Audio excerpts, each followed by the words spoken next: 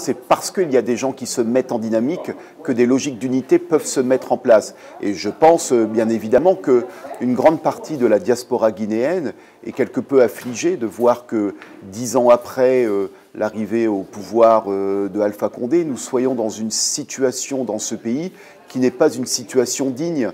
Beaucoup de personnes qui vivent en France y vivent aussi parce que, à l'époque, quand elles sont parties, ça n'était pas la démocratie, il y avait des problèmes de développement, et qu'aujourd'hui, se dire qu'il y a déjà des efforts qui ont été faits pour qu'il y ait des transitions démocratiques et qu'on en est là aujourd'hui, je pense que beaucoup de personnes de la diaspora guinéenne sont sensibles, fortement sensibles, parce qu'il y a leurs familles qui sont là-bas, parce qu'il y a un attachement évidemment, et que j'espère en tout cas qu'il y aura des convergences et que la diaspora, parce qu'elle est dans des pays où elle peut s'exprimer beaucoup plus librement, parce qu'elle peut envoyer des ressources, sera vue comme un appui précieux à ceux qui se battent là-bas concrètement sur le territoire, parce qu'il ne faut pas oublier que la transition démocratique, elle se fera avant tout avec les Guinéens qui vivent en Guinée. J'étais en Guinée en reportage pendant un mois, que j'ai vu la violence, la répression du régime d'Alpha Condé, que j'ai aimé aussi ce pays qui était la Guinée, que j'ai aimé la lutte du peuple guinéen pour sa liberté. Je suis venu témoigner de ce que j'ai vu en Guinée, de la répression du régime d'Alpha Condé, du fait aussi que les Guinéens vivent dans la misère la plus noire. Et voilà, je pense que c'est important que les initiatives se multiplient, autant en Guinée, hein, bien sûr d'abord, mais aussi à l'étranger, pour que les Guinéens puissent choisir librement leur destin, parce qu'aujourd'hui, c'est pas le cas. Avant de parler de l'actualité, du bilan du professeur Alpha Condé, actuel président de la Guinée, je vous propose de revenir brièvement sur l'histoire politique de la Guinée. Pour cela, je reçois Rachel Soumbou, qui est donc journaliste. Bonjour Rachel. Alors Rachel, on s'est vachement interrogé en préparant cette émission. On a voulu savoir combien de présidents il y a eu en Guinée. Alors Karine, la Guinée a connu au total 6 présidents en 62 ans, à savoir depuis 1958, année de son accès à l'indépendance. Parmi les plus historiques, nous pouvons notamment citer Ahmed Sékou Touré, celui que certains ont surnommé le père de l'indépendance, celui qui a dit non à De Gaulle, mais qui finalement a été qualifié par la suite de dictateur. Nous pouvons également citer le président actuel, Alpha Condé, qui a été élu en 2010. Alpha Condé, qui est un opposant historique dans l'histoire de la politique en Guinée, et sur lequel reposait l'espoir d'une démocratie dans le pays. Très bien. Pourquoi dit-on que la Guinée est une dictature ? Alors, souvenons-nous, Karine, que la Guinée a quand même connu des coups d'État, notamment en 1984 avec Lansana Conté, puis par la suite en 2008 avec Moussa Dadis Camara. Très bien. Dadis Camara qui a d'ailleurs été en partie responsable des massacres du 28 septembre 2009 au stade de Conakry. Très bien. Peut-on dire aujourd'hui que pour les Guinéens, Alpha Condé représente plutôt une désillusion ? Alors oui, effectivement, parce qu'il a milité pour la démocratie en Guinée. Et puis, ironie du sort, aujourd'hui, il est accusé d'avoir modifié de façon illégale la constitution guinéenne. Peut-on parler de démocratie, comme vous l'avez dit, ou alors d'illusion? Et j'irai même d'ailleurs encore plus loin, Karine. Quel espoir reste-t-il aujourd'hui pour le peuple guinéen? Très bien, merci beaucoup Rachel. Je reçois donc sur ce plateau 2 invités, Maka Baldé et Ibrahim Sorel Keïta.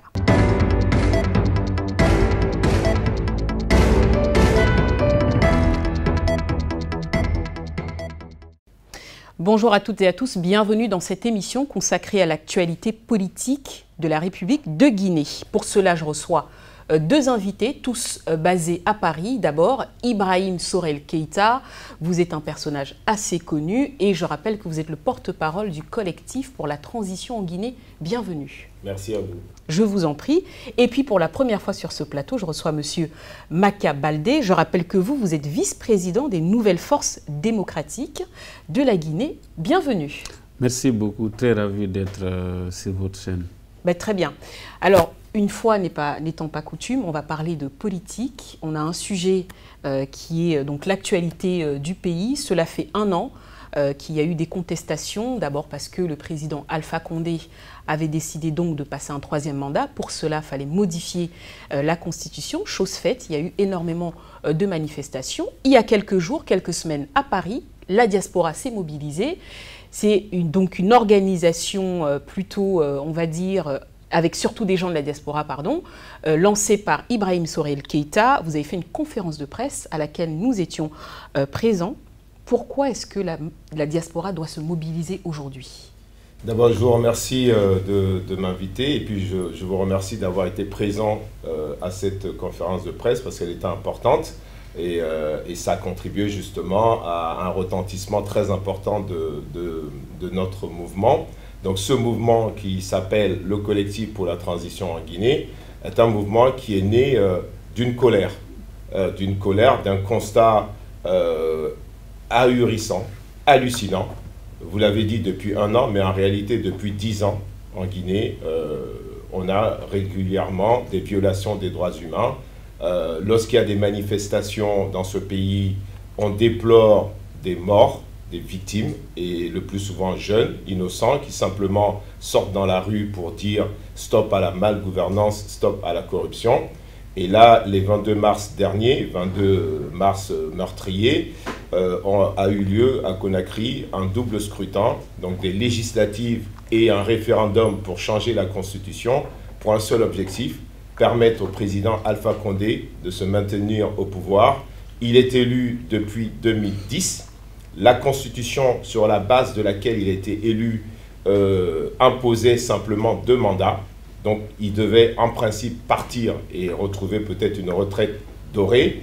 Il se trouve que le président refuse de quitter le pouvoir et pour cela, il a changé la Constitution pour instaurer finalement un régime de présidence à vie et précipiter la Guinée dans le chaos parce que vous avez bien compris que face à cela, les forces vives de la nation, le peuple guinéen tout entier, s'est rebellé, s'est révolté.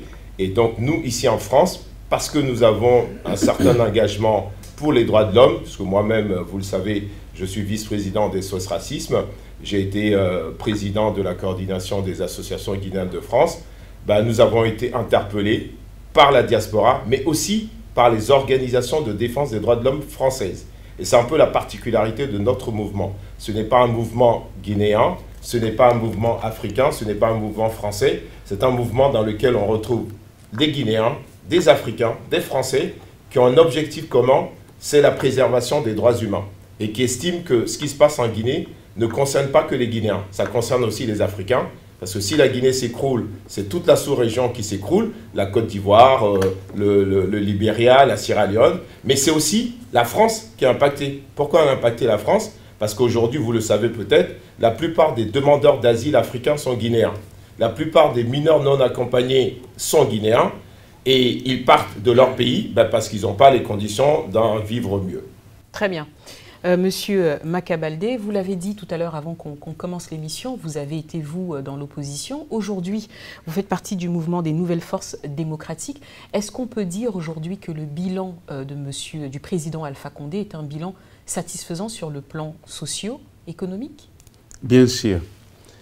Et c'est vrai que nous avons, à l'époque, contribué à faire évoluer les choses en France ici quand j'étais là, en ce moment. J'étais dans l'opposition républicaine. Mais après concertation avec notre parti politique, le NFD, le président de la République, le professeur Alpha Condé, a voulu que le NFD l'accompagne dans le cadre de la matérialisation de son programme de société pour les Guinéens, chose que notre parti a approuvée. Après cette rencontre avec le RPG, le président de la République a nommé le ministre Mokhtar Diallo au sein de l'administration comme ministre de la Jeunesse et de l'Emploi des Jeunes. Et moi, plus tard, j'ai été nommé DGA au ministère de la Jeunesse, de l'Agence nationale du volontariat jeunesse. Le président Alpha Condé, nous l'avons combattu à un moment donné, mais nous avons constaté qu'en le combattant, nous sommes en train de faire en sorte que les populations guinéennes souffrent. Parce que si nous empêchons la gouvernance, nous empêchons le professeur Alpha Condé de poser des actes, parce que pendant 8 ans, nous avons contribué à manifester, à empêcher que la Guinée évolue. Ça, il faut le reconnaître. Quand le professeur Alpha Condé a été élu en 2010, nous avons commencé le lendemain les manifestations. Et cela a découragé les investisseurs. Cela a contribué à affaiblir les Guinéens. Donc nous avons dit, au lieu de continuer à faire des manifestations de rue, pendant ces manifestations, il y a des violences, il y a des jeunes qui meurent, etc. Il faut venir contribuer à faire évoluer les choses. Parce que quand vous êtes dans un système, quand vous constatez que quelque chose ne bouge pas, vous pouvez faire changer la donne. Mais quand vous êtes en dehors du système, et c'est le système qui décide. Et là, le système va décider et imposer ça sur les populations. Donc, c'est la raison pour laquelle nous avons décidé de venir accompagner le président Alpha Condé, de combattre le système à l'interne, de venir débattre autour du Conseil des ministres, du Conseil de cabinet, etc. Donc, aujourd'hui, le président Alpha Condé, comme M. Keita le disait tout à l'heure, il parle de troisième mandat. Il n'y a plus de troisième mandat. À partir du moment que la Constitution a été changée, et je rappelle, pour les téléspectateurs qui ne savent pas le contexte guinéen, la Constitution de mai 2010 a été imposée par une transition. Qui parle de transition parle de coup d'État militaire.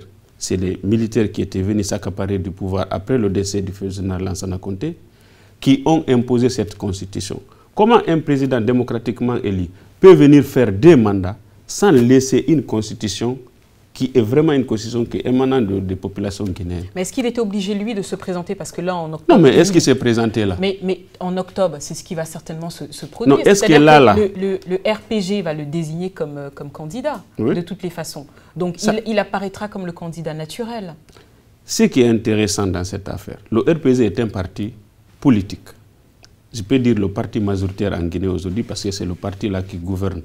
Donc, si le parti majoritaire décide de présenter un candidat, alors qu'il y a une nouvelle constitution qui autorise, qui permet au président de se représenter, je ne vois pas de problème. C'est aux populations guinéennes de sanctionner, de dire, écoutez, nous ne voulons pas de troisième mandat, ou nous ne voulons pas que le président Alpha Condé continue. Mais ça, c'est à travers les urnes, ce n'est pas à travers des manifestations. Les manifestations, nous en avons vécu plusieurs manifestations en Guinée, plus d'une centaine de manifestations. Qu'est-ce que cela a donné? Ça a endeuillé des populations, ça a freiné l'élan économique de notre pays, ça a stigmatisé les populations, il y a des personnes qui sont incarcérées, etc., etc. Donc, je pense qu'aujourd'hui, ce qui est intéressant pour les populations guinéennes, c'est d'aller choisir leur président à travers le vote. Très bien. C'est ça. Ibrahim Sorel Keita, alors, si je résume de façon caricaturale votre propos, ça ne sert strictement à rien d'être dans l'opposition, puisque de toutes les façons, ça ne fait pas avancer le pays. C'est bien ça, puisque si on se base un tout petit peu sur votre parcours et sur ce que vous venez de dire, c'est quand même plus intéressant du coup donc d'essayer d'intégrer le gouvernement pour travailler avec le gouvernement. Et faire évoluer les choses. Et faire évoluer. Mais M. Keita a des compétences. Très bien. Monsieur Keita, pourquoi ne pas faire valoir ses compétences? Pourquoi rester en dehors, dénoncer, ne pas faire valoir ses compétences? Parce que la Guinée a besoin de tous ces... Il n'y a pas besoin d'alternance en gros. Non, mais on a besoin d'alternance, mais c'est les populations qui décident. Quand vous parlez d'alternance, ce n'est pas vous, ce n'est pas moi, c'est la population, à travers un vote. Très bien, on va vous laisser répondre. D'abord, moi, ce que je voudrais dire, c'est que je suis ravi que M. Baldé reconnaisse qu'il y a eu des manifestations qui ont endeuillé, c'est votre mot, qui ont endeuillé les populations. Est-ce normal? Est-ce que c'est normal que lorsque des gens manifestent, ils en meurent? Voilà. C'est pas normal du tout. Mais ça, vous l'avez dit dans vos propos. Et vous avez dit qu'il y a eu beaucoup de manifestations et on a déploré des morts. Ça, c'est inadmissible. Et le principal responsable de cela, dans tous les pays du monde, c'est comme ça. C'est le chef de l'État, c'est ceux qui dirigent. Et je l'ai dit dans certains de mes propos préliminaires, lors de conférences que j'ai organisées depuis 2 mois, je leur ai dit une chose très simple. À partir du moment où, dans un pays, les autorités ne sont pas capables d'assurer la sécurité des personnes et des biens, elles ne sont plus légitimes. Vous avez dit, c'est plus de 200 morts. En 10 ans, plus de 200 morts. Tous les ans, 20 morts, pardon. Ce n'est pas normal. Et c'est pour cela que justement, le collectif pour la transition en Guinée existe. C'est pour mettre fin à ce chaos.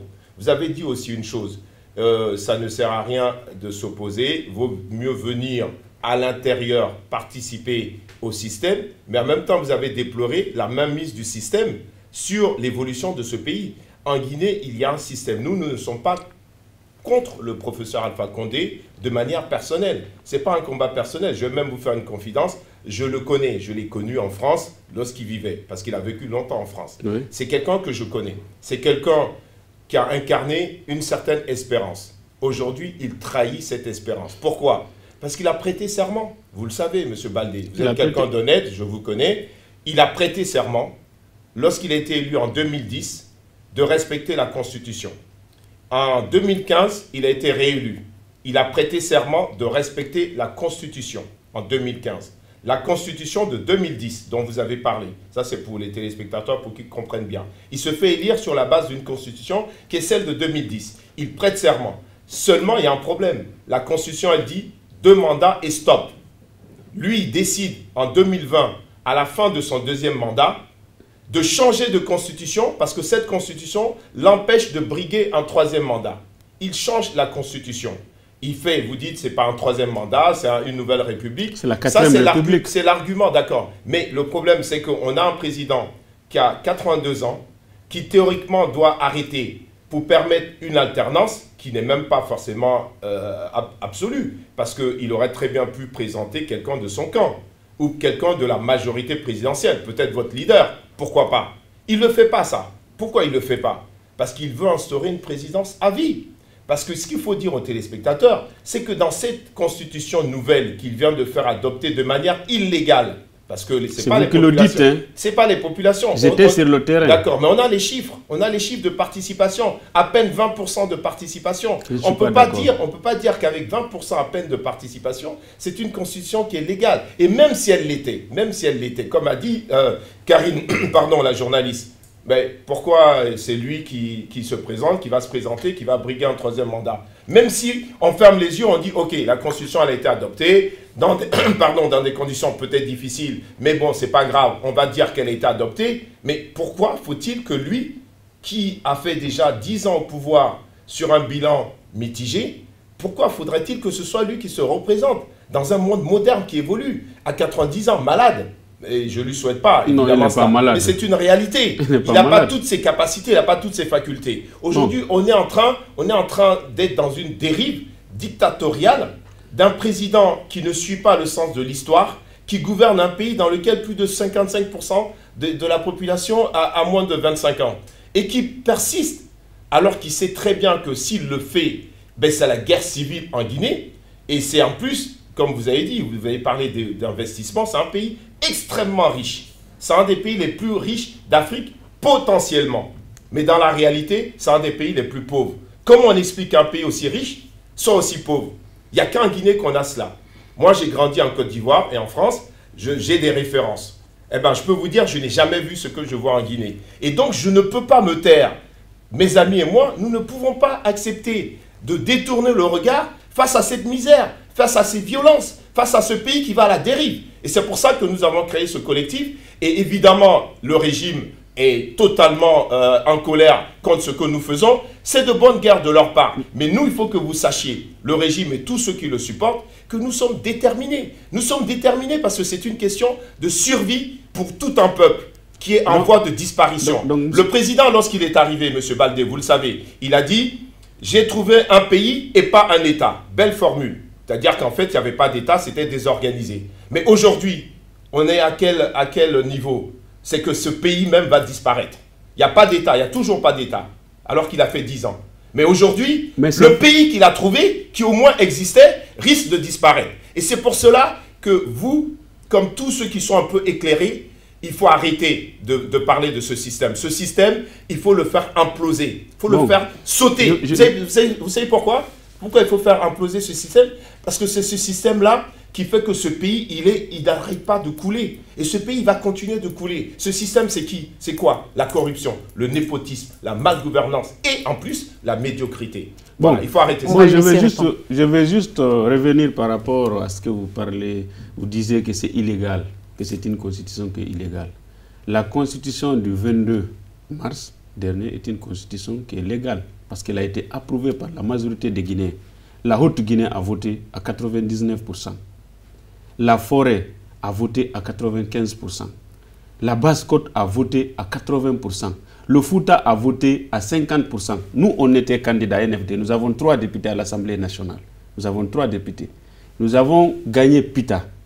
Et l'AB, aujourd'hui, la majeure partie d'ailleurs au Fouta de députés sont ici du RPZ aujourd'hui. Les populations ont approuvé la gouvernance du président Alpha Condé. Il faut être sur le terrain pour constater l'évolution des choses. Il ne faut pas être à Paris pour dire que ça ne va pas en Guinée. Il faut venir sur le terrain, M. Keitazi. Je vous invite à venir sur le terrain, faire votre constat. Mais ce que je veux vous dire, le président Alpha Condé ne s'est pas déclaré candidat. Aujourd'hui, il y a la convention en ce moment même. La convention s'est tenue hier à Zérékoré, à Labé, à Kankan, à Boké, à Conakry. Ce sont les militants et responsables et les alliés que nous sommes, la CODEC, la Coalition démocratique pour la continuité, qui vont choisir le président Alpha Condé pour la continuité. Ils vont choisir le président, vous avez dit. Oui, pour la continuité. Parce que le président Alpha Condé fait l'affaire de Guinée. Quand vous prenez la nouvelle constitution, la légalité entre hommes et femmes, c'est dedans. Légalité. La légalité entre hommes et femmes. Oui. Et il y a 15% des revenus miniers qui sont versés directement dans les collectivités. C'est du jamais vu en Guinée. Le régime de Lansana Conté a fait plus de 25 ans. Ils n'ont jamais donné 500 millions à une sous-préfecture. Et aujourd'hui, le président Alpha Condé, chaque année, donne environ entre 1 milliard et 3 milliards à chaque collectivité locale de la Guinée. Chaque sous-préfecture. Quand vous dites le président donne. Oui, c'est parce que c'est sa politique. C'est les richesses du pays. C'est la politique du président qui fait aujourd'hui que 15% des recettes minières tombent directement dans les foyers, dans les familles. Et quand vous prenez l'Agence nationale d'inclusion économique et sociale, c'est une première en Afrique. Près de 200 et quelques millions de dollars d'investissement qui vont être reversés directement aux populations. Comment vous expliquez, M. Baldé, qu'avec tout ce que vous dites là, le constat, il est terrible? Quel constat? La pauvreté. Mais la pauvreté n'est pas... Même en France, ici, il y a la pauvreté. Non, vous voyez les gens qui ne s'en sortent pas. J'ai fait près de 15 ans en France ici. J'ai travaillé ici. La pauvreté ne fait que s'accroître. Ce n'était pas dans la pauvreté dans tous les pays du monde. Chaque pays a des difficultés. Chaque pays. Aujourd'hui, la France a des problèmes. La France a des problèmes financiers. L'Allemagne, les États-Unis, c'est le monde. Mais c'est la politique du gouvernement qui fera en sorte que ce défi-là sera relevé. Et la Guinée, aujourd'hui, le président est en train de se battre à travers son premier ministre, Dr Ibrahima Kassori Fofana, de faire en sorte que les Guinéens bénéficient des ressources naturelles de ce pays. Alors très bien, là c'est ce que vous dites en fait, là ce que vous venez d'expliquer sur le plan social, sur le plan économique, hein, oui. Vous avez précisé ce qui se fera, donc on verra les résultats dans 5 ans. Ça a même commencé. Ça a déjà commencé, oui. Mais en disant clairement... Vous êtes le seul à le voir. Hein. Non, si, ça a commencé. En disant clairement, quelle est la mesure sur le plan social dont vous êtes fier? Non seulement la création... Est-ce qu'on peut parler de la scolarisation? Est-ce qu'on peut parler... Sur le plan social, quelle est la mesure selon vous dont vous pourrez aujourd'hui vous targuer? D'abord, la première des choses, c'est de faire en sorte que chaque famille bénéficie des descentes. La mesure dont vous pouvez... Non, attendez. C'est la création de l'Agnès. L'Agnès est accompagnée... Ils ne vont pas en profiter tout de suite, ce que je veux dire. Mais ils vont en profiter. Là, ils ont commencé à en profiter. Elle est créée en 2019. Alors? Oui, mais ce n'est pas alors. Mais la création d'une agence de ce genre, l'Agnès, c'est une première en Afrique. Allez-y sur Internet. C'est une première en Afrique. C'est-à-dire... L'agence là va permettre, c'est comme la CAF ici, de verser des allocations à chaque famille. Oui, mais ce n'est pas la solution. La solution, c'est de savoir clairement, quand on est un État africain, c'est comment est-ce qu'on fait en termes sur le plan de l'éducation, sur le plan de la santé. Est-ce qu'aujourd'hui, vous pouvez me dire, par exemple, que quand on est en Guinée, la femme guinéenne qui se retrouve ou la mère-fille peut bénéficier des soins de santé gratuits? D'abord, il y a la césarienne qui est gratuite, ça c'est effectif. Non. Et au niveau des hôpitaux, il y a la rénovation de Donka. Aujourd'hui, quand vous partez à Donka... Les gens ne savent pas c'est quoi Donka. Donka, c'est le CACI. C'est le CACI de Donka. Et aujourd'hui, le président Alpha Condé, comme je le disais, est en train de se battre pour faire en sorte que les Guinéens bénéficient des soins. Même en France ici, c'est quand vous n'avez pas de moyens que l'État vous accompagne. Non, mais ne comparons pas avec la France. Non, mais on doit comparer. On doit comparer à la France parce que... Tu peux pas, non, on peut comparer à la France parce que quand vous faites croire aux téléspectateurs que rien ne marche en Guinée, je veux vous dire que même en France, qui est un pays hyper développé, vous pouvez vous retrouver sans CMI, sans accompagnement. Vous venez, c'est votre médecin, vous êtes obligé de payer pour vous soigner. C'est comme la Guinée. Quand les personnes ne sont pas en position de payer leurs soins, l'État prend en charge les soins. Et quand la personne travaille et peut se soigner, la personne paye ses soins. C'est partout comme Monsieur ça dans Baldé, le monde. pardon de le dire, les hôpitaux guinéens, vous le savez bien, sont des mouroirs. Les gens meurent. Uniquement, Mais partout, les gens meurent dans les hôpitaux. En France, non. En France, les gens meurent quand ils sont malades. Quand les médecins n'arrivent pas à les soigner. En Guinée, les gens meurent parce que les médecins ne les soignent pas tant qu'ils n'ont pas les moyens de le faire. Vous avez parlé de couverture maladie universelle, ça n'existe pas en Guinée. Ça existe en Côte d'Ivoire. Parce que vous avez dit que la Guinée a fait des choses extraordinaires qu'aucun pays n'a fait. Ce n'est pas vrai. Ça existe en France, ça existe en Côte d'Ivoire, ça existe dans d'autres pays. La Guinée n'en est pas encore là. Aujourd'hui en Guinée, pour le moindre soin, si vous n'avez pas de moyens, eh ben, les médecins ne vous soignent pas. Ce n'est pas normal, M. Baldé, vous le savez bien. Aujourd'hui, rénover un hôpital, ça ne sert à rien. Ce qui compte, c'est faire en sorte que les patients soient soignés dans cet hôpital. Si l'hôpital... Mais qui vous dit que les patients ne sont pas soignés? Ils ne sont pas soignés, vous connaissez bien les chiffres. Vous connaissez les chiffres. Mais bien sûr, les patients sont catastrophe. soignés. Aujourd'hui, le système... Monsieur Baldé, s'il vous plaît, juste après, je vous laisse parler, s'il vous plaît. Pardon. Le système sanitaire guinéen est une catastrophe. Ce sont les médecins eux-mêmes qui le disent. Et moi, je ne suis pas fier de dire ça. Je suis triste de dire ce genre de choses. Parce que moi, je souhaiterais que quand les gens sont malades, qu'on les soigne. Je souhaiterais que les gens ne m'appellent pas ici pour demander des Western Union. Vous le savez, vous avez vécu en France. Nous, ici, nous, la diaspora, nous sommes les principaux acteurs de développement de ce pays-là. Ce n'est pas les autorités qui gèrent le pays, c'est la diaspora. Et c'est d'ailleurs valable au niveau africain. C'est la diaspora qui aide les pays africains à s'en sortir. Et c'est pour cela que la diaspora, à un moment, elle dit... On n'est pas qu'un tiroir caisse, on n'est pas qu'à sortir de l'argent. À un moment donné, on va se mêler de ce qui se passe là-bas sur le terrain. C'est pour ça que nous, on agit. Sinon, moi, c'est facile. Je suis prof de droit, je vis bien en France, j'aurais pu être peinard tranquille. Eh bien non, je ne peux pas être peinard si je sais que la mère patrie est en danger. Et c'est le cas de beaucoup de gens. Et pourquoi d'autres gens qui ne sont pas guinéens m'ont rejoint? Mais parce qu'ils pensent pareil. Ils se disent, ah non, c'est pas normal. C'est pas normal. La Guinée, en 58, a eu son indépendance. Ça a été un signal formidable pour toute l'Afrique, de fierté, d'émancipation.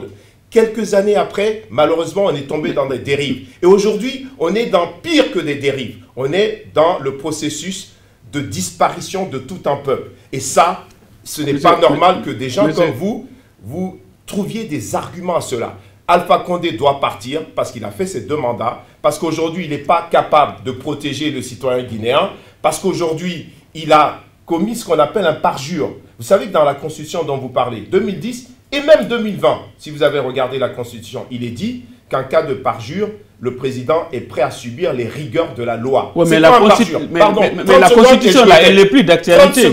30 secondes et je me tais.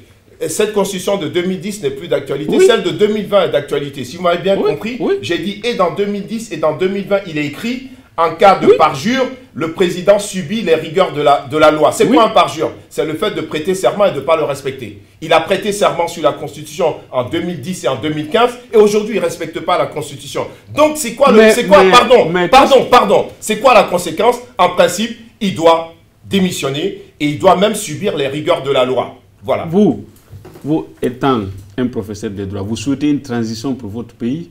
Bien sûr. Tout à l'heure, vous avez dit, les transitions, c'est forcément dangereux, c'est militaire. Mais la transition... Ça s'appelle... C'est quoi la transition?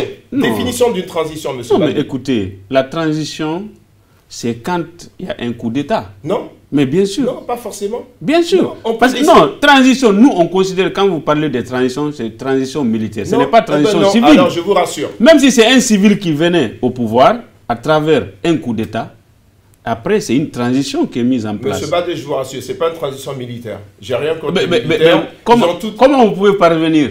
Alors, je vous réponds. Comment vous pouvez parvenir? Si vous me laissez répondre. Si ce n'est pas une transition militaire, qu'est-ce que vous voulez? Si vous me laissez répondre, je vous réponds. Transition civile, pas de transition militaire. Pourquoi? Parce que j'ai du respect pour l'armée. Ce n'est pas tous des pourris, hein, même si beaucoup sont sur les ronds-points à racketter la population. Parce qu'ils n'ont pas le choix. Parce que justement, eux aussi, M. Baldé, ils sont paupérisés, eux aussi.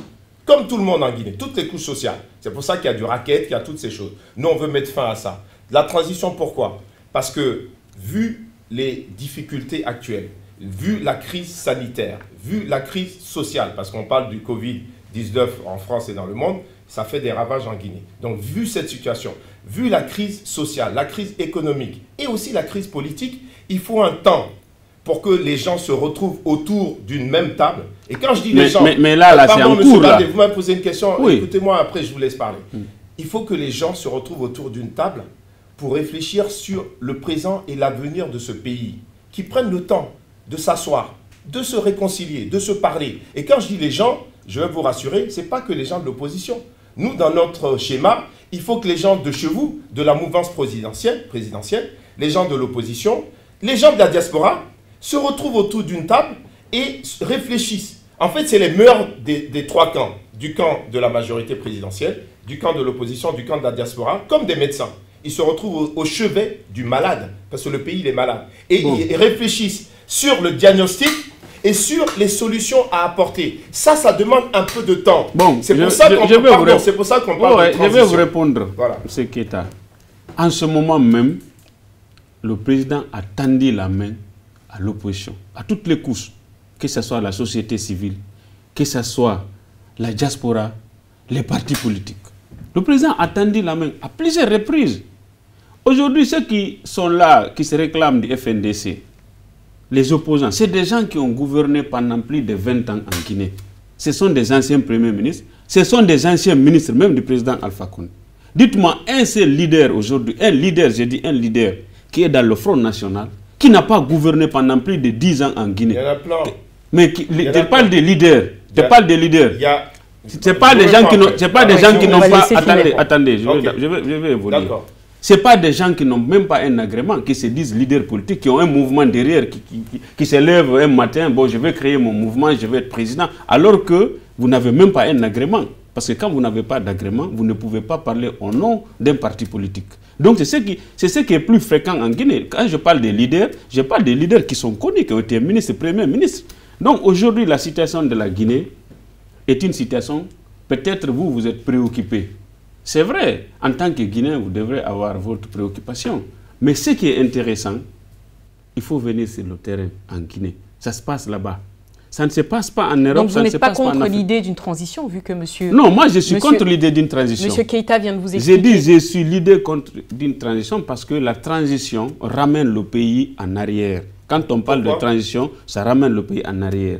Nous avons vécu des transitions. Après le décès du premier président, Sékou Touré, c'est un militaire qui a pris le pouvoir. Il a fait 24 ans. Et nous savons dans quel état il a laissé le pays. Et après, les militaires, les Dadis, Konaté sont venus. Ils ont fait 2 ans. Nous savons ce qui s'est passé. Et le président est venu pour redresser tout ça. Il a besoin du temps. Et quand il est venu, dès qu'il est venu, le lendemain, les mouvements sociaux ont commencé. On n'a pas laissé le président dérouler son agenda. Ça, je vous dis parce que j'étais opposant. Mais les mouvements sociaux n'ont pas commencé avec Alpha Condé. Même non, avant, il n'y avait pas de mouvement. Pendant la transition, il n'y avait pas de mouvement. Il y a eu le 28 septembre. Mais les manifestations sont quand même connues en Guinée. Les manifestations sont connues, mais c'est ce qui fait que le pays... On le dit très souvent d'ailleurs. C'est ce qui d'ailleurs contribue à freiner l'évolution du pays. Quand vous avez... Ce n'est pas un signe de la démocratie, ce n'est pas un signe du dialogue social, le fait de manifester, Parce que ce qui est déplorable, parce qu'il a parlé des morts. Pendant les manifestations, c'est vrai, il y a des morts. Mais on ne sait pas qui tire. Waouh.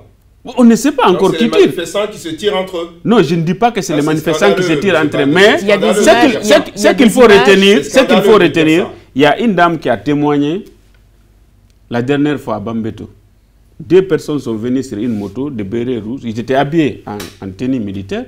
Ils se sont arrêtés. Donc ce sont des usurpateurs. Mais bien sûr, il y a des usurpateurs. Les forces de police ne font jamais ça, ne tirent jamais sur les manifestants. Je ne dis pas que les forces de police ne le font pas. C'est l'enquête qui le prouvera. Mais ce que je sais, parmi les manifestants, ils peuvent avoir des personnes mal intentionnées. Parce que quand une manifestation, ce n'est pas sans heurts, sans violence, ça veut dire que pour l'opposition, ce n'est pas une manifestation qui est réussie. L'opposition veut qu'il y ait un bain de sang. Wow. Et quand il y a un bain de sang, pour eux, c'est une manière d'affaiblir le régime. Et le régime, je sais de quoi je vous parle. Quand le président apprend qu'il y a un mort lors des manifestations, le président n'est pas content de cela. Il ne veut pas qu'il y ait des morts. Il donne des instructions. Mais quand il y a des éléments incontrôlés, que ce soit au sein des manifestants, que ce soit au sein des forces de défense et de sécurité, vous ne pouvez pas tout de suite mettre main sur des personnes parce que c'est des gens qui rentrent dans la foule. Quand vous avez plus de 10 000, 15 000 personnes dans la rue... Et 500 000, pardon. Non, 10 000, 15 000. 10 000, 15 000, 500 000. En Guinée, personne n'a sorti 500 000 en Guinée lors des manifestations. Non. Ça, c'est vous qui le dites. J'ai vu. Bon. Voilà. Bon. Mais personne ne peut, bien sûr. Si vous me laissez la parole, dès que vous finissez, oui. Voilà. On ne peut pas garantir les chiffres. Voilà. Parce qu'il n'y a pas, la meilleure manière pour dire qu'on a eu 500 000, 600 000. C'est des estimations. Les gens vont de l'estimation en estimation. Mais ce que je veux dire à M. Keïta, le président Alpha Condé ne s'est pas déclaré candidat seul. C'est un parti et une alliance, une coalition qui est en train de le porter candidat. Et pour combien de temps encore vous pensez qu'il peut être là pour que le pays, du coup, aille mieux?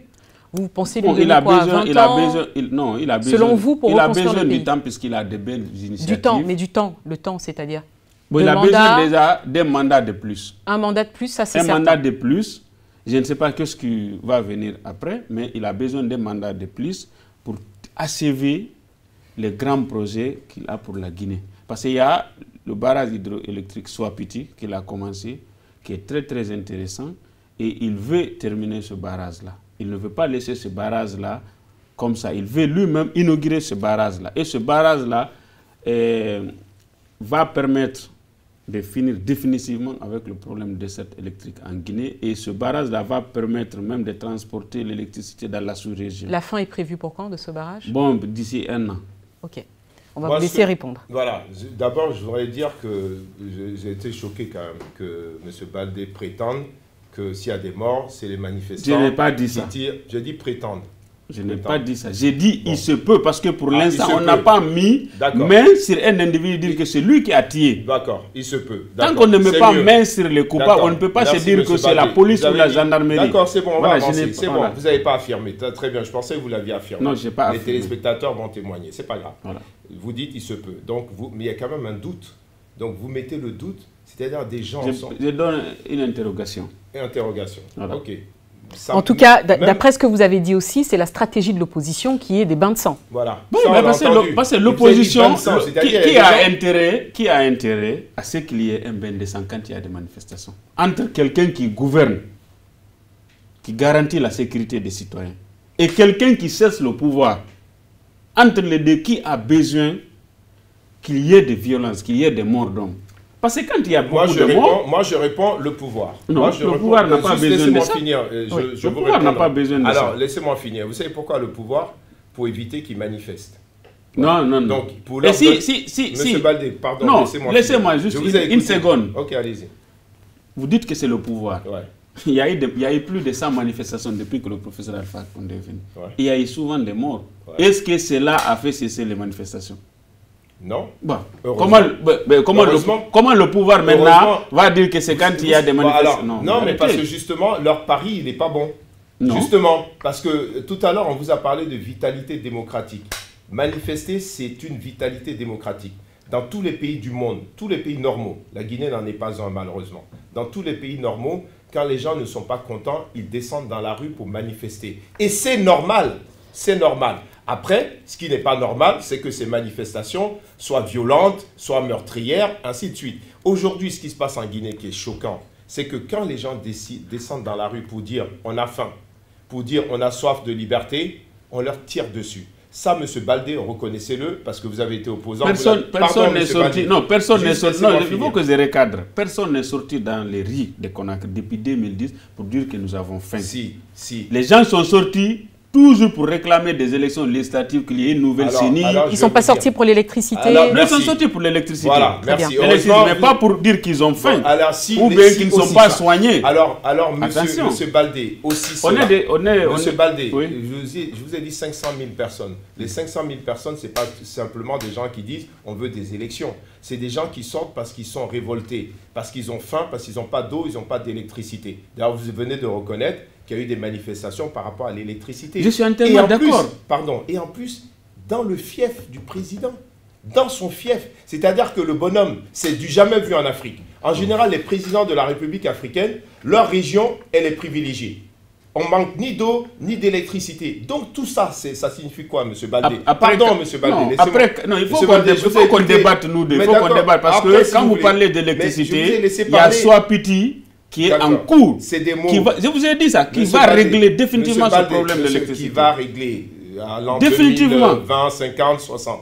M. Baldé, je vous dis une chose. Est-ce que vous avez déjà vu un pays africain dans lequel la région du président manque d'eau, d'électricité, Ils le font tous. Mais... Pardon, monsieur Baldé. Mais vous me posez une question, mais si j'ai vu. Monsieur Baldé, après vous allez répondre. Voilà, pardon. Monsieur Baldé, c'est pas possible et c'est pas normal. C'est-à-dire que le bonhomme n'est même pas capable, dans son fief électoral, où les gens, je suis d'accord avec vous, votent à 70-80% pour lui. Il n'est même pas capable de leur donner le minimum que tout peuple peut avoir, dont tout peuple peut avoir besoin. C'est quelque chose qui est lié à ce que j'appelle la malgouvernance, M. Baldé. Bon. J'ai été, pardon, laissez-moi finir, s'il vous plaît. J'ai été, M. Baldé, plusieurs fois. J'ai eu la chance, d'ailleurs. Les voies du Seigneur sont impénétrables. Parce qu'aujourd'hui, c'est compliqué pour moi d'aller en Guinée. Heureusement, pendant un an, M. Baldé, pendant un an, 4 fois j'ai été en Guinée. Vous voyez, comme quoi Dieu, finalement, tient les rênes du destin. Peut-être parce que c'était prévu que j'allais plus pouvoir aller en Guinée, vu ce que je fais et vu ce que je sais de la stratégie du pouvoir à notre endroit, à nous, collectif de transition de Guinéens pour la transition. Et vous le savez, aujourd'hui, il y a au sein du régime des gens qui sont prêts à tout pour nous faire taire.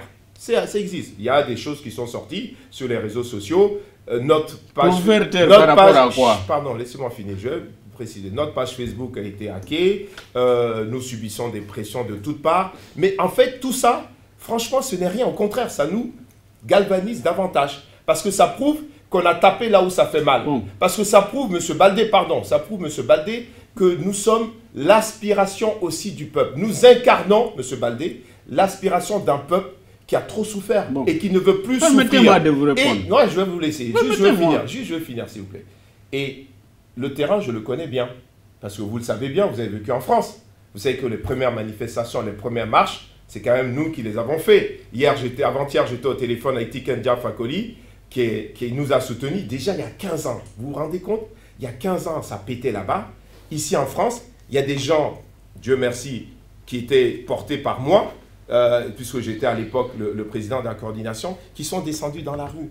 Et il y avait les gens d'Alpha Condé derrière nous. Il y avait tous ces opposants politiques qui disaient « Bravo Sorel, tu fais un travail formidable ».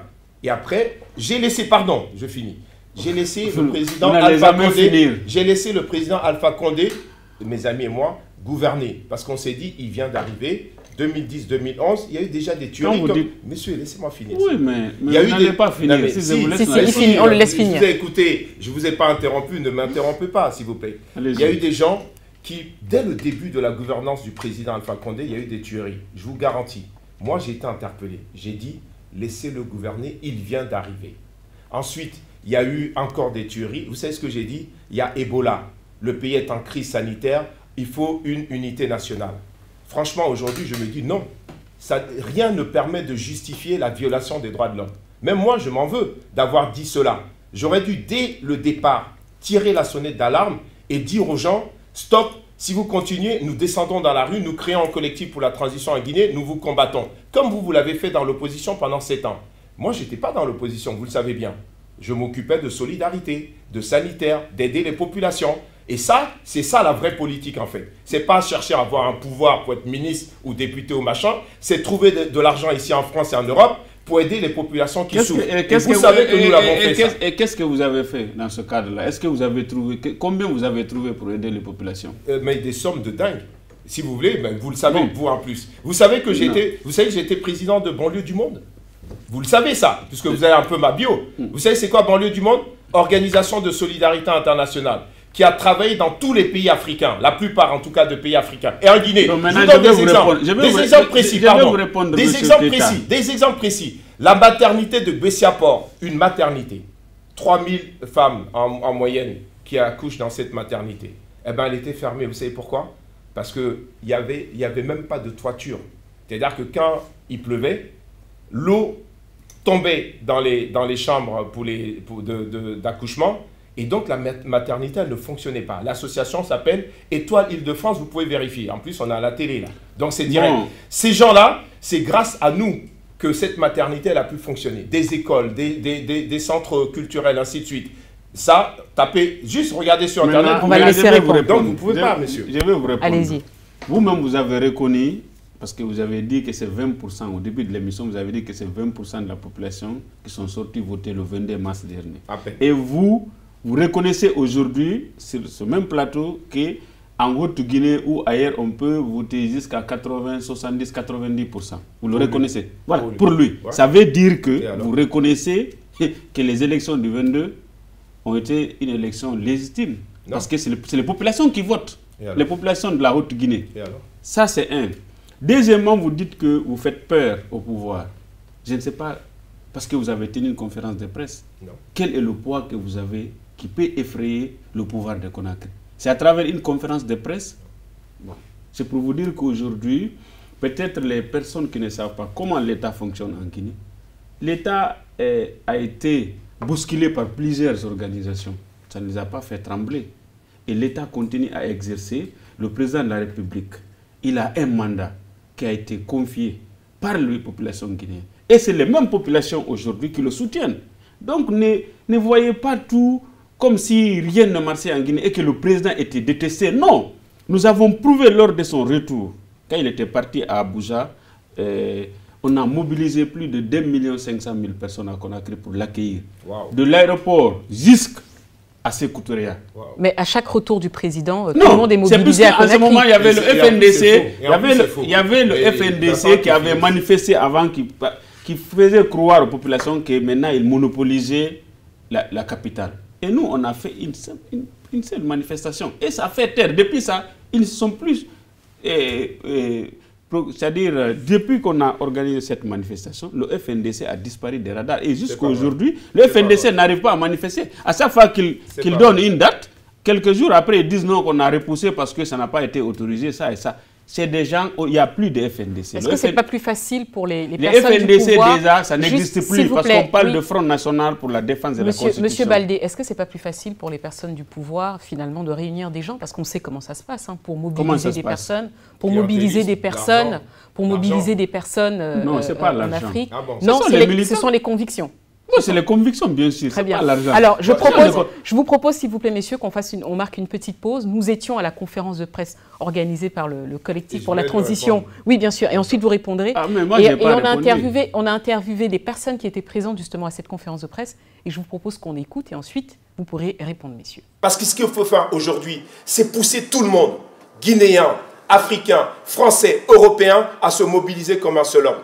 Parce que ce pays est en danger, et ce pays, s'il est en danger, c'est toute la planète, j'allais dire, qui est impactée. Ça me fait penser à ce que Chirac disait, la case du village brûle et on regarde ailleurs. Et cet incendie, finalement, va embraser tout le pays. C'est un peu ce que nous sommes en train de vivre aujourd'hui. Et ça, c'est inadmissible. Et c'est pour cela que nous nous levons, et c'est pour cela que malgré leurs manœuvres, vous avez vu le texte qu'ils ont sorti en disant que nous étions dangereux, que nous étions à la solde de Macron, que nous étions à la solde de la France, que nous étions pire que le FNDC, qui sont des gens qui se battent de manière sincère, de manière forte pour le changement de la Guinée. C'est pour cette raison que la situation guinéenne impacte la sous-région africaine, mais impacte aussi la France. Impacte la France sur les demandeurs d'asile en France. Toutes nationalités confondues. Les Guinéens sont en 3e position. Attention, après quel pays? L'Afghanistan, pays en guerre, pays déstabilisé. La Syrie, pays déstabilisé. Juste après, il y a qui? Il y a la Guinée. Est-ce que c'est normal cela? Non.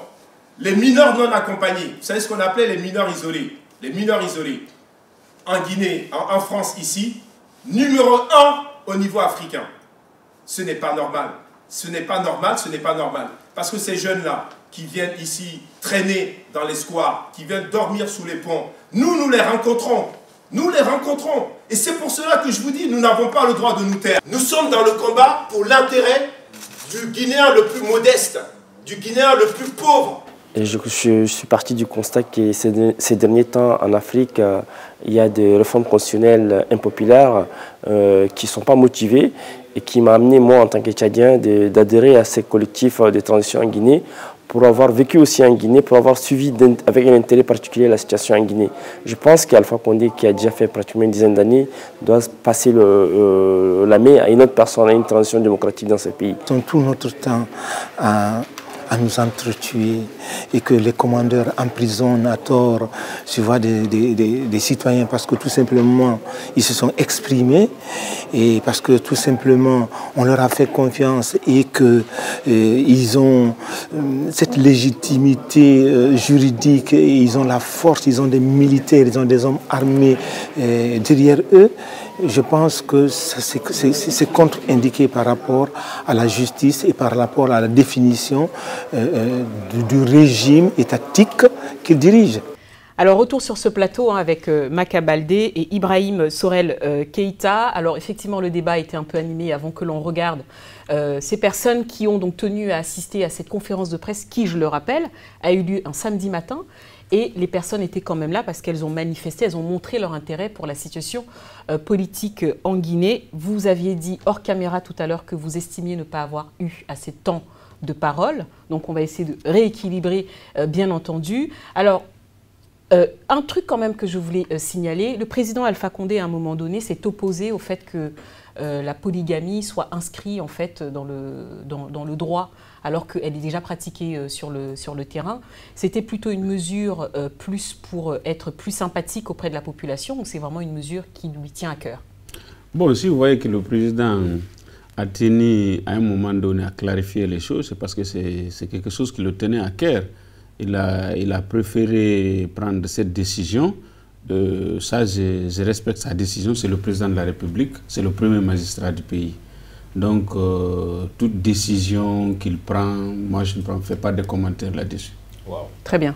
Qu'est-ce que vous en pensez? Je trouve très grave que M. Baldé dise qu'il ne fait pas de commentaires sur les décisions du président. C'est-à-dire que si demain, le président décide de raser un quartier, par décret, M. Baldé ne fera pas de commentaires. Non, non, je ne parle pas. Je ne parle pas de raser de quartier. Sur la polygamie. Voilà, c'est la polygamie. Peut-être polygame et du coup. Non, pas du tout. D'accord. Je ne suis pas polygame. Je n'ai qu'une seule femme. Vous avez précisé les choses. Je trouve ça plus intéressant parce que j'ai eu peur de ce que vous avez dit. Non. Mais je voulais revenir sur vos propos avant la coupure. Vous avez prétendu que ce n'est pas une conférence de presse qui ferait peur au pouvoir. Je vous précise que dans les actions du CTG, Collectif pour la transition en Guinée, vous avez bien compris que ce n'est pas qu'une conférence de presse. Il y aura des conférences de presse, il y aura l'interpellation des médias, l'interpellation des autorités aussi, politiques. D'ailleurs, vous avez ce jour-là, nous avons reçu les excuses de M. Bruno Fuchs, qui est un ami personnel, qui, quelques jours auparavant, à l'Assemblée nationale française, a interpellé le ministre des Affaires européennes et étrangères, M. Le Drian, sur la situation guinéenne. Mais ce genre de choses, nous allons les multiplier par la grâce. Mais qu'est-ce que cela va changer? Mais M. Bruno Fuchs, si vous voulez, qui aussi interpelle sur la santé du président gabonais, on a envie de poser la question, est-ce qu'un député africain ferait la même chose concernant l'état de santé d'un président d'un autre pays? Enfin, absolument. Est-ce que c'est un gage de crédibilité, de cohérence? Sur le Gabon, effectivement, il est important aussi que les élus français sachent raison garder. Là-dessus, je suis d'accord avec vous. Mais je suis en train de dire qu'interpeller face au chaos annoncé en Guinée, c'est quelque chose de salutaire. Parce qu'en fait, le président Alpha Condé ne craint que ce qui se passe à l'étranger. Il n'en a cure des manifestations qui ont lieu. D'ailleurs, M. Baldé l'a dit, qu'il y a eu plusieurs manifestations, il n'a pas bougé.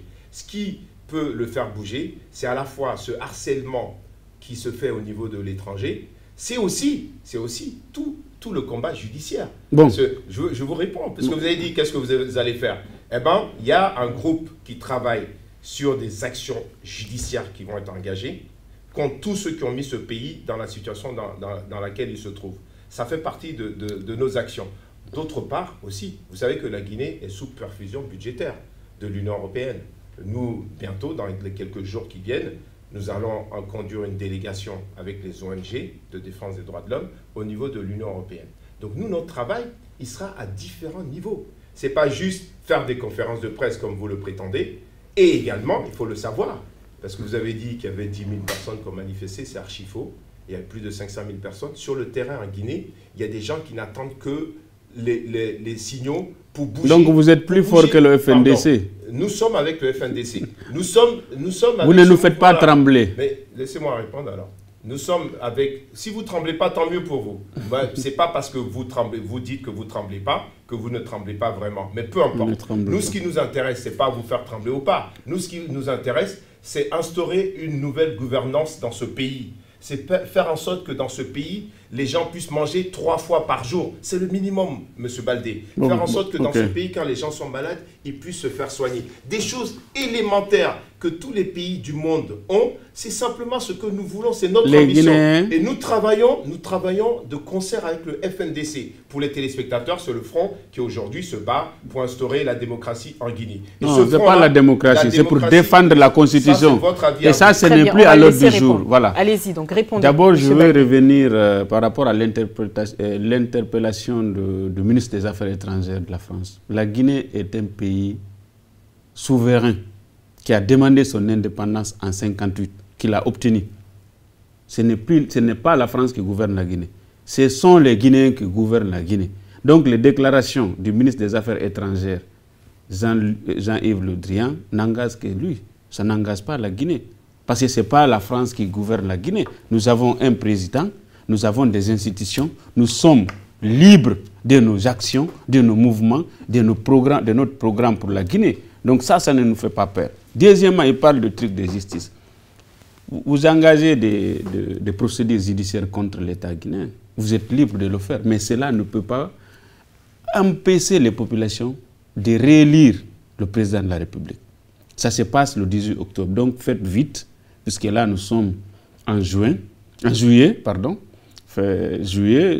septembre, octobre, le 18 octobre, nous irons aux élections, Inch'Allah. Donc je voudrais aussi vous dire aujourd'hui, aux téléspectateurs, tout va bien en Guinée. Wow. Il y a certes des choses qu'il faut améliorer. La gouvernance, la corruption, l'injustice, il faut améliorer. Et ça, c'est partout dans le monde. Ce n'est pas seulement qu'en Guinée qu'il faut améliorer la gouvernance. C'est-à-dire la gouvernance va en fonction de l'évolution des choses. C'est-à-dire ce que vous pouviez faire en 2010, vous ne pouvez plus vous permettre de le faire en 2020.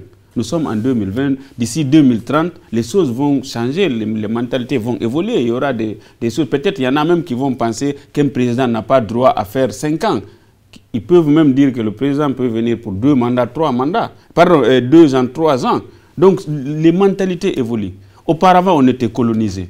On s'est bâti, il n'y a plus de colonisation. On a mis nos États en marche. Et les États là se sont construits. Aujourd'hui, nous sommes libres. Et au niveau de la gouvernance du président Alpha Condé, il y a eu beaucoup d'évolutions.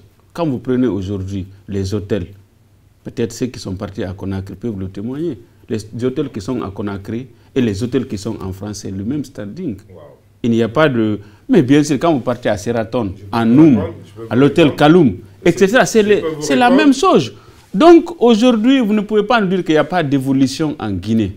Bon, il y a eu le PPT qui a été obtenu. Et la Guinée est revenue sur la scène internationale. Le président Alpha Condé a été président de l'Union africaine. Et tout le monde a vu. Quand le président Alpha Condé était le président de l'Union africaine pendant 1 an, vous avez vu le mouvement, vous avez vu les lignes qu'il a fait bouger sur le continent. Il y a beaucoup de choses. C'est un leader. Alpha Condé est un leader. C'est-à-dire, c'est quelqu'un... certes, il y a des difficultés dans la gouvernance. Ça, je le reconnais. Mais c'est-à-dire... On ne peut pas dire que parce qu'il y a quelques ratés par-ci ou par-là, qu'il n'y a pas de bien aussi. Sur le plan, et donc sur le plan, donc là sur le plan politique, sur le plan de la gouvernance et sur le plan socio-économique, selon vous, c'est plutôt un bilan qui est satisfaisant. Bien sûr, c'est un bilan qui est très satisfaisant d'ailleurs. Mais on cherche à l'améliorer parce qu'il y a des projets qui arrivent. On veut que le président poursuive son mandat pour lui permettre d'achever ces projets. Très bien. D'accord. On va laisser M. Baldé, vous avez vu, je vous ai laissé parler. Oui. S'il vous plaît, laissez-moi parler. Oui. Parce que vous jouez à la victime et ça suffit maintenant. Il faut savoir une chose, c'est que vous avez parlé des hôtels, c'est scandaleux. Les hôtels Sheraton, tout ça, 200 € la nuit. Vous connaissez le salaire minimum des Guinéens? Bien sûr. Même pas 50 €. Le SMIC. Donc, j'ai dit salaire minimum. En fait, SMIC, ça veut dire salaire minimum. C'est ça. Donc, M. Baldé, c'est hors de portée pour le Guinéen moyen, ces hôtels-là. Il y a eu des hôtels, je suis d'accord avec vous, mais ces hôtels, justement, sont au service de ces gens qui viennent justement participer aussi, pour certains, pas tous, au pillage économique de ce pays. Parce que ce pays, il faut le savoir, il est sous coupe réglée de certains consortiums miniers qui polluent l'environnement et qui ont des contrats de gré à gré dans une totale opacité. Ça, c'est une autre question, puisqu'on n'a peut-être pas le temps d'en parler ici. Vous ne pouvez pas dire que tout va bien en Guinée. Monsieur Baldé, c'est scandaleux de dire ça. Bien sûr, vous savez bien que les gens ont du mal à joindre les deux bouts. Vous ne pouvez pas dire que tout va bien en Guinée. Tout va mal en Guinée. Il y a parfois, ça et là, des choses qui ont été faites. Vous avez parlé de l'Agnès, bien sûr, je salue. Mais c'est 2019, c'est trop tard. Mais ce n'est pas trop tard. Vous allez me dire, vaut mieux tard que jamais. Bien ok, sûr. je suis d'accord avec vous. Mais c'est aujourd'hui, Monsieur Baldé, le mandat du président Alpha Condé, s'il le met en œuvre, ça sera 6 ans. Parce que la Constitution, désormais, c'est 6 ans. Il a 82 ans. Vous le voyez jusqu'à 88 ans au pouvoir. Mais pourquoi pas? Dans un pays pourquoi pas? Aussi, avec une population aussi jeune, avec une population qui aspire au changement. Moi, je trouve que non. Moi, je trouve que s'il veut être moderne, s'il veut rester celui qu'il a été, notamment quand il était ici en France, qui se battait pour la démocratie, je pense que la sagesse voudrait qu'il fasse comme Mandela. Et pourquoi je dis Mandela? Parce qu'il a toujours dit « je serai le Mandela de la Guinée ». Eh bien, Mandela, il a fait un seul mandat. Et il est sorti par la grande porte. Et ça a été l'homme le plus important du monde, grâce à cela. Alpha Condé, c'est ce que nous demandons. Si, Monsieur le Président, vous aimez ce pays, ne vous présentez pas pour briguer un 3e mandat. Parce que vous allez mettre le pays en danger, parce que ça sera la guerre civile. Contrairement à ce que vous dites, Monsieur Baldé, quelle guerre civile? Monsieur Baldé, contrairement à ce que vous dites, lorsque le président est arrivé, qu'on l'a accueilli, qu'il a été accueilli, j'étais à Conakry. Je vous dis, j'ai été 4 fois en une année. J'étais à Conakry. Vous avez dit 2 millions. Non, 1 500 000. Entre 1 million et 1 million 500 000. Non, c'est ce que j'ai dit, hein, vous pouvez revoir. Les chiffres officiels, c'est autour de 500 600 000 personnes qui sont descendues. Et je vous garantis, Monsieur Baldé, j'ai les images que je mets à votre disposition. Et Karine va être témoin de ce que je viens d'annoncer publiquement. Des gens qui disent, on est venu parce qu'on nous a donné de l'argent. J'ai les images, je vous les mets à disposition si vous voulez. Donc, ça, ce sont des gens du FNDC. Il y a eu un certain nombre de gens qui sont venus parce qu'on les a payés. Mais c'est comme ça que ça se passe dans beaucoup de pays africains. Mais peu importe, Monsieur Baldé. Ce qui compte aujourd'hui, c'est qu'à partir du moment où il y a des centaines de milliers de gens qui sortent dans la rue pour manifester, ce n'est pas normal qu'on leur tire dessus, qu'ils meurent. À partir du moment où un président de la République a juré solennellement de respecter une constitution, ce n'est pas normal qu'il ne tienne pas sa parole. Parce que l'exemplarité doit venir du haut. Vous savez, si ça ne vient pas du haut, mais personne ne va respecter sa parole et ça sera la porte ouverte à tous les amis. Monsieur Keïta, permettez-moi. Allez-y. Vous parlez de respecter son serment. Mais il respecte son serment. En faisant un 3e mandat? Non, mais là, il n'y a plus de... Cette constitution, elle a été balayée. Waouh, balayée. Elle a été balayée, bien sûr. C'est le mot. Ce n'est pas une constitution qui est d'actualité. Je vous le répète encore, je veux que vous entendiez. Cette constitution a été balayée. Wow. C'est une nouvelle constitution qui est là, qui autorise le président à se représenter s'il le souhaite. S'il le souhaite. Et aujourd'hui, je vais me répéter pour que vous compreniez. Ce n'est pas quelques poignées de personnes ou des associations d'ONG, non, j'ai dit, qui vont empêcher le peuple guinéen qui est souverain de s'exprimer. Non, la foule autour de lui. Il y a une foule autour de lui et il y a le peuple avec nous. Le peuple est avec vous? Oui. Mais prouvez-le. Vous avez la foule. Parce que le FNDC a manifesté combien de fois? Qu'est-ce que cela a donné comme résultat? Les manifestations de FNDC. Ça a empêché le gouvernement de fonctionner? Ça a empêché l'État de fonctionner? Non.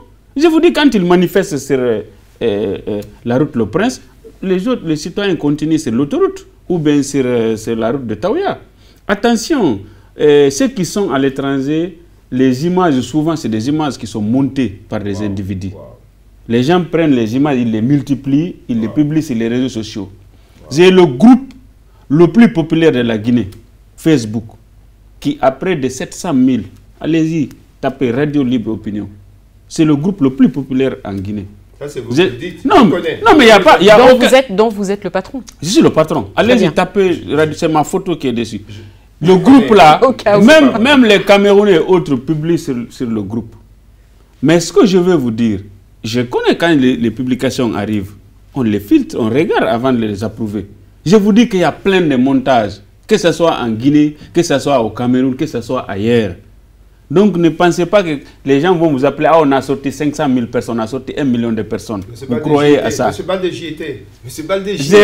J'ai fait le tour de la Guinée l'année dernière, à travers l'agence là où je travaille, l'Agence nationale du volontariat jeunesse. J'ai rencontré les populations. Ça existe, hein? C'est passé à la télé tous les jours pendant un mois. J'ai fait la caravane nationale citoyenne, je l'ai pilotée. J'ai fait toutes les régions, les préfectures de la Guinée. J'ai rencontré les populations. Et alors? Mais le message que les populations nous ont donné, qu'ils étaient satisfaits de la gouvernance du président Alpha Condé. Qu'ils étaient satisfaits. On sait que Alpha Condé, on le connaît tous en tant qu'Africain, a été un opposant historique, il s'est fait emprisonner et tout ça. Maintenant qu'il est au pouvoir, effectivement, le fait de changer la constitution, de se représenter, est un peu inquiétante. Vous, aujourd'hui, est-ce que ça vous intéresse, ça vous intéresserait, pardon, d'être candidat à l'élection présidentielle, de participer à un gouvernement d'union nationale? Pourquoi pas? Est-ce que vous avez un intérêt, un objectif?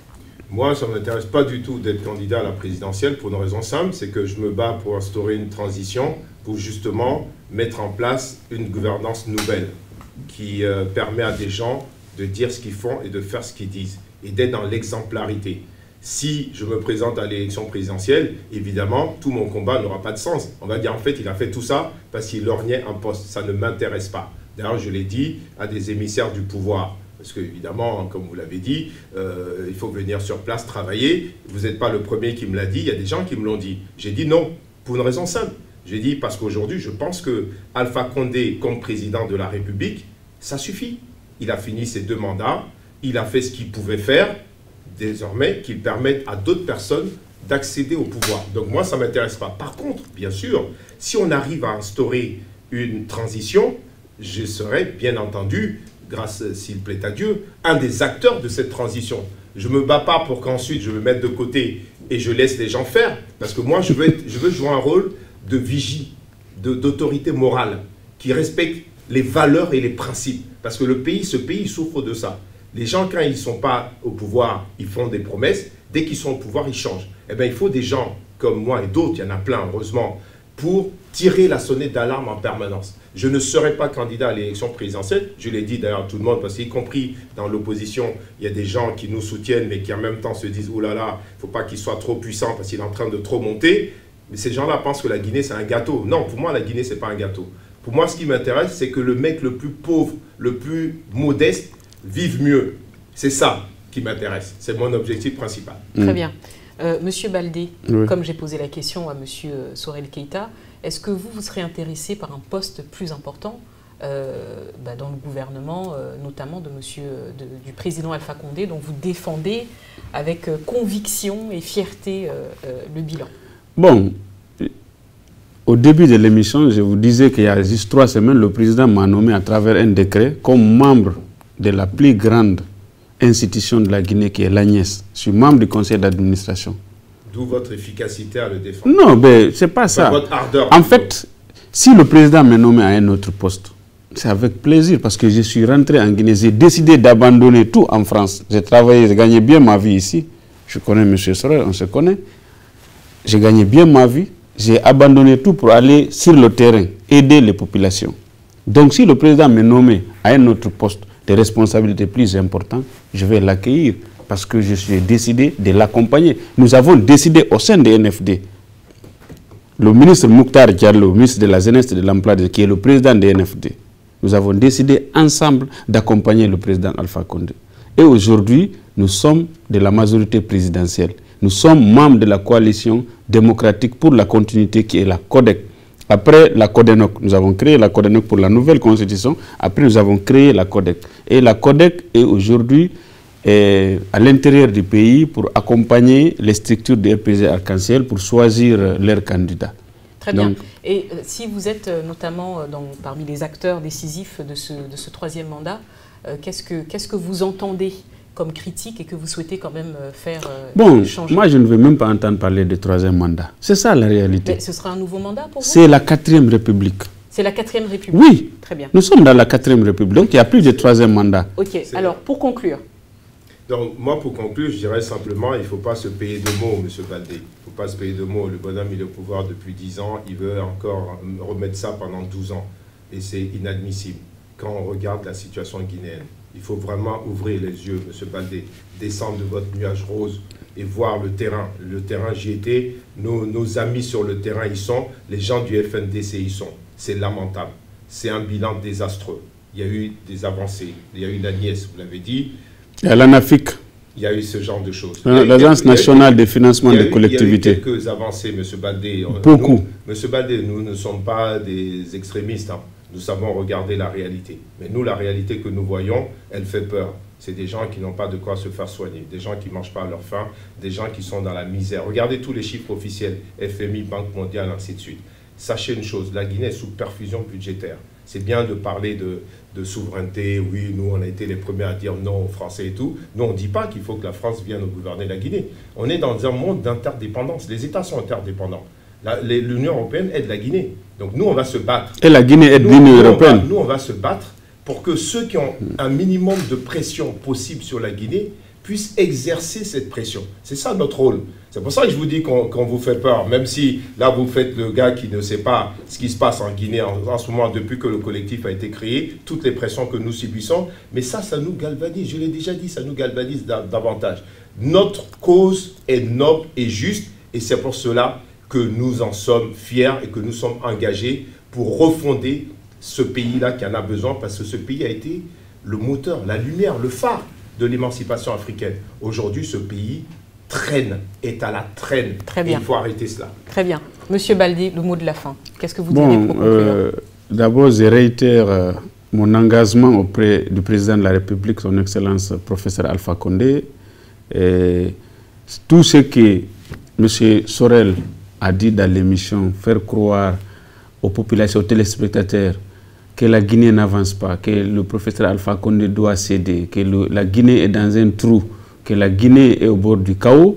La Guinée non seulement ne connaîtra pas le chaos, ne connaîtra pas la guerre civile, ne connaîtra pas la famine. La Guinée est en train d'aller de l'avant. Le pays est en train d'évoluer avec les projets en cours, puisque même si c'est en France, si vous engagez une structure pour créer un projet et l'accompagner, le minimum c'est 3 mois. Le minimum juste pour valider le dossier. Maintenant, pour se faire accompagner financièrement, nous savons combien de temps cela peut prendre. Donc la Guinée est en train de travailler. La Guinée évoluera avec le président Alpha Condé. Très bien. Voilà. Merci beaucoup. Merci beaucoup à vous deux pour ce débat très intéressant sur la Guinée. Merci beaucoup à toutes les personnes qui m'ont aidé à préparer cette émission. Et évidemment, nous saluons chaleureusement tous les téléspectateurs qui nous regardent et précisément ceux qui nous regarderont en République de Guinée.